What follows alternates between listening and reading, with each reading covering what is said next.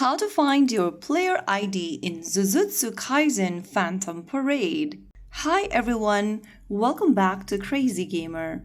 If you want to find your player ID in Jujutsu Kaisen Phantom Parade, then first of all launch open the game and wait for it to load. Once you're in the home screen, go ahead and click on the menu button at the bottom right corner and then select Profile from the menu option. Inside your profile section, you will be able to see your ID. Tap the copy button right next to your ID.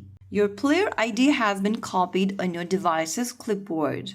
You can paste it somewhere safe. You can also take a screenshot of this page.